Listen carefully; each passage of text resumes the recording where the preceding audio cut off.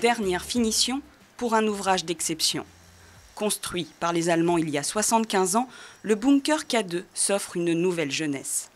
Il aura fallu 4 ans d'études et de travaux pour rénover cet impressionnant bâtiment. Ce chantier est hors norme car la surface à traiter est très importante, 9000 m² de façade. Et il n'y a pas eu beaucoup de précédents dans l'histoire. Les différentes bases sur le territoire français n'ont pas fait l'objet de réhabilitation de cette envergure. Donc c'est un petit peu un prototype.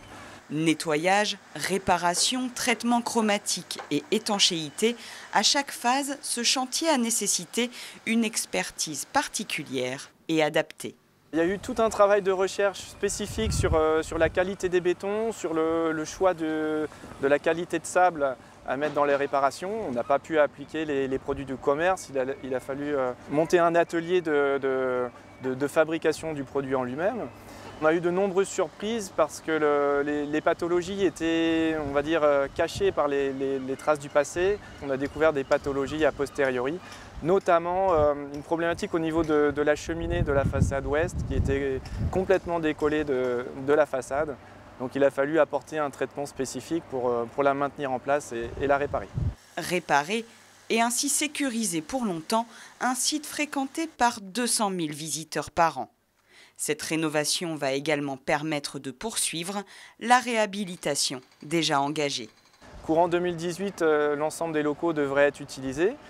Il y a tout d'abord l'entreprise Plastimo, un industriel du nautisme. Il y a le port à sec, il y a le musée Flore qui a été le premier musée installé dans ces locaux et qui permet de visiter le sous-marin.